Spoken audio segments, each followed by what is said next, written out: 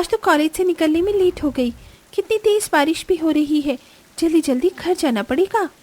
बारिश में भीगती हुई नंदिनी भाग भाग कर घर जा रही होती है कि तभी रास्ते में नंदिनी को इस तरह जाता देख दो लड़के। अरे कहाँ जा रही हो जाने मन, कहो तो हम तुम्हें छोड़ दें। हाँ। कौन हो तुम, जाओ यहाँ से। अरे ऐसे कैसे चले जाएं तुम्हें इस तरह बारिश में भीगते छोड़। आ जाओ, हम तुम्हें छोड़ देते हैं।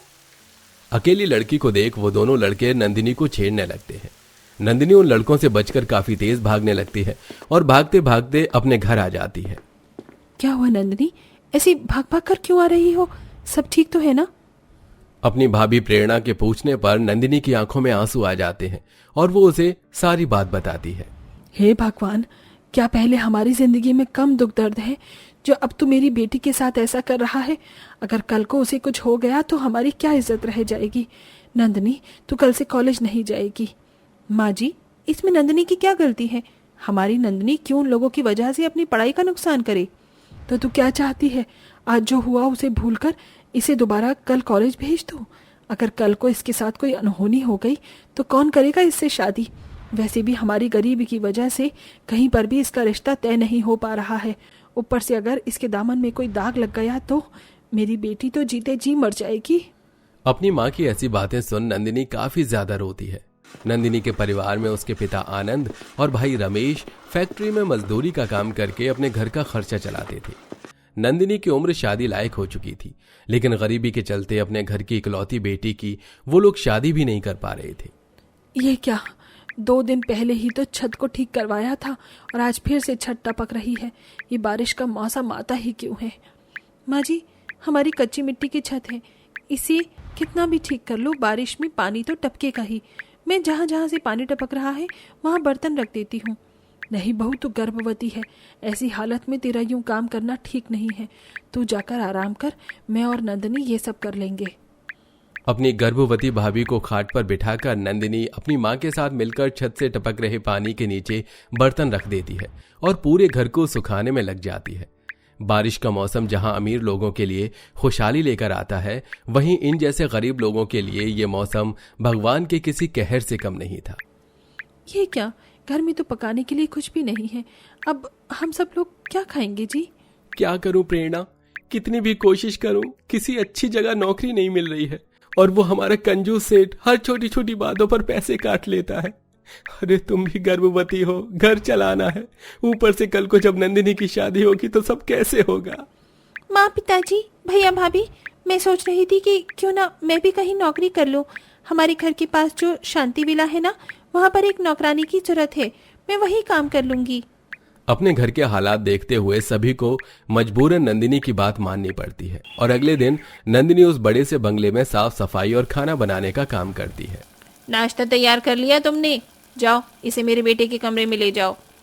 अपनी मालकिन हेमा की बात सुन नाश्ते की ट्रे लिए नंदिनी जैसे ही आरव के कमरे का दरवाजा खोलती है तो सामने से अचानक आरव आ जाता है, जिसके चलते नंदिनी का बैलेंस बिगड़ता है और वो गिरने वाली होती है कि तभी आरव उसे पकड़ लेता है। अरे आप ठीक तो है ना? मैं ठीक हूँ, मुझे माफ कीजिएगा, मैंने आपको देखा नहीं। मैं अभी आपके लिए दोबारा नाश्ता बना कर लाती हूँ। नंदिनी भागी भागी किचन में चली जाती है और नाश्ता बनाने लगती है। नंदिनी की बातें सुन और उसे देख आरव को नंदिनी पहली नजर में ही पसंद आ जाती है और अब आरव धीरे धीरे नंदिनी से प्यार करने लगता है और हर वक्त उसे देखता रहता है। बेटा, अगर नंदिनी को देख लिया हो तो खाने पर ध्यान दे दो। अरे ये कैसी बातें कर रही हैं माँ आप, भला मैं उसे क्यों देखूंगा? तेरी माँ हूँ बेटा मैं, सच बता, तू नंदिनी को पसंद करता है ना? नंदिनी हमारे घर की नौकरानी है, लेकिन मैं उसे इस घर की बहू बनाना चाहता हूँ। सच कहूँ तो नंदिनी मुझे भी काफी पसंद है। कल ही जाकर उसके रिश्ते की उसके घर वालों से बात करते हैं। अपनी माँ की बात सुन आरव बहुत खुश होता है और अगले दिन ही हेमा आरव नंदिनी के घर जाकर उसके घर वालों से उसका रिश्ता मांगते हैं। इतने बड़े घर से अपनी बेटी के लिए रिश्ता आता देख पूरा परिवार काफी खुश होता है। अरे हमें तो यकीन नहीं हो रहा कि हमारी बेटी का रिश्ता इतने बड़े घर में तय हो रहा है। लेकिन भाई साहब, बहन जी, एक छोटी सी समस्या है। शादी आपको इसी महीने में करनी होगी, वरना अगले 3 साल तक शादी का कोई भी मुहूर्त नहीं है। तो कोई बात नहीं, हम इसी महीने ही शादी कर लेंगे। भाई साहब, बहन जी, आपको तो कोई दिक्कत नहीं है ना? आनंद और लाजवंती इसके लिए हाँ कर देते हैं, लेकिन जैसे ही वो लोग वहां से जाते हैं, हे भगवान, अब हम क्या करें? इस बारिश के मौसम में, इतनी गरीबी में हम अपनी बेटी की शादी कैसे करेंगे? माँ, परेशान मत हो। अगर भगवान ने चाहा तो हमारी नंदिनी की शादी इसी बारिश में होगी, वो भी हंसी खुशी। ऐसे ही कुछ दिन गुजर जाते हैं और गरीब परिवार में बेटी की शादी की रस्में शुरू हो जाती हैं।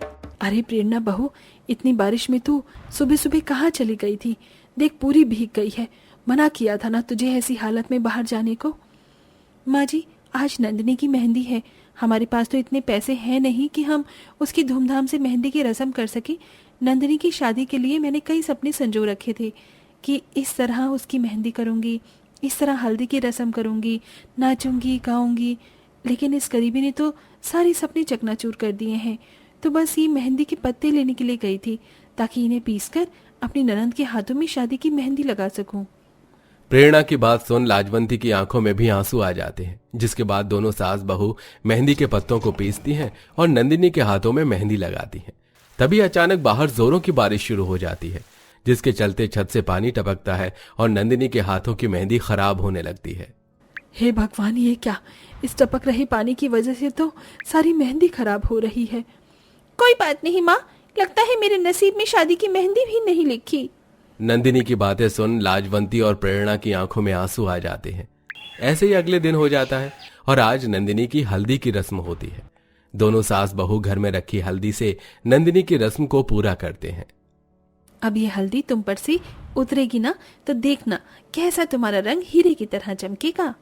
दोनों सास बहू नंदिनी को हल्दी लगा ही रहे थे कि तभी बारिश की वजह से उनके घर के अंदर सीलन हो जाती है, जिससे घर के अंदर पानी आने लगता है। ये क्या हो रहा है? कल मेहंदी की रस्म में छत से पानी टपक रहा था और आज हल्दी की रस्म में ये। लगता है भगवान चाहता ही नहीं कि मेरी शादी हो। मेरी वजह से आप लोगों को कितनी परेशानी हो रही है। नहीं नंदिनी, ऐसा मत कहो। हमें तो बल्कि खुशी है कि आखिरकार तुम्हारा घर बसने जा रहा है, वो भी इतने अच्छे परिवार में। अब चाहे कुछ भी हो, तुम्हारी शादी तो हम करके ही रहेंगे। 2-3 दिन गुजर जाते हैं और आज नंदिनी की शादी होती है। ससुराल से आई शादी के जोड़े को पहनकर नंदिनी तैयार हो जाती है। जहां शादी वाले घर में फूल और लाइटों से डेकोरेशन की जाती है, वहीं शादी का ये घर काफी सूना था। बारातियों के लिए दोनों सास बहू घर में ही खाना बनाकर तैयार कर देती हैं, जिसे देख बाराती बोलते हैं। हेमा तो कहती थी कि मैं अपने बेटे के लिए कोई राजकुमारी लेकर आऊंगी, लेकिन ये तो अपने घर की नौकरानी को ही अपनी बहू बना रही है। किन फटीचरों के घर में इसने रिश्ता जोड़ा है? न शादी की कोई सजावट, न हॉल, न गाना और न ही ढंग का खाना। मुझे तो शर्म आ रही है यहाँ आकर। बारातियों की ऐसी बातें सुन नंदिनी के परिवार वालों को काफी दुख होता है। जैसे तैसे कर वो अपने सभी आंसू रोक नंदिनी को मंडप तक लेकर आते हैं।